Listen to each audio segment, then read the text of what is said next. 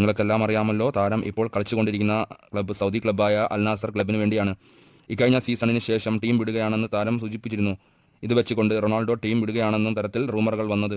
എന്നാൽ ഇപ്പോൾ റൂമറുകൾ കാറ്റിൽ പറത്തിക്കൊണ്ട് താരം ഇപ്പോൾ അൽ നാസർ ക്ലബ്ബുമായി കരാർ പുതുക്കിയിരിക്കുകയാണ്. മക്കളായ റൊണാൾഡോ അൽ നാസർ ക്ലബ്ബിൽ തന്നെ കളിക്കും, അതും 2027 വരെ. എന്നുവെച്ചാൽ 2 വർഷത്തേക്ക് താരം എങ്ങോട്ടും പോകുന്നില്ല, അൽ നാസർ ക്ലബ്ബിനൊപ്പം തന്നെ ഉണ്ടാകും. താരം 2022 മാഞ്ചസ്റ്റർ യുണൈറ്റഡിൽ നിന്നും അൽ നാസർ ക്ലബ്ബിൽ എത്തിയത്. അൽ നാസർ ക്ലബ്ബിനായി 105 മത്സരങ്ങളിലായി 93 ഗോളുകളും 19 അസിസ്റ്റും സ്വന്തമാക്കിയിട്ടുണ്ട്. ഒരു കാര്യത്തിൽ മാത്രമേ നിരാശയുള്ളൂ, ക്ലബ്ബിനായി ഒരു കിരീടം നേടാൻ താരത്തിന് സാധിച്ചില്ല. അത് വലിയ ഒരു പോരായ്മ തന്നെയാണ്. എന്നാലും താരം 2 വർഷം കൂടി ടീമിൽ ഉണ്ട്. 2 വർഷം കൊണ്ട് ടീമിനെ ഒരു കിരീടം നേടുക എന്നതാവും റൊണാൾഡോയുടെ ലക്ഷ്യവും. പിന്നെ പ്രധാനമായിട്ടുള്ളൊരു കാര്യം, അൽ നാസർ ക്ലബ്ബ് റൊണാൾഡോയ്ക്ക് വേണ്ടി നൽകിയ ഓഫറാണ്.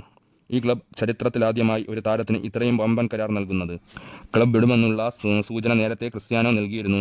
എല്ലാവർക്കും നന്ദി എന്നായിരുന്നു റൊണാൾഡോയുടെ സോഷ്യൽ മീഡിയ പോസ്റ്റ്. ചിലപ്പോൾ അതൊക്കെ കൊണ്ടായിരിക്കാം ക്ലബ്ബ് ഇത്തരത്തിൽ വമ്പൻ ഓഫർ നൽകി താരത്തിനെ നിലനിർത്തിയത്.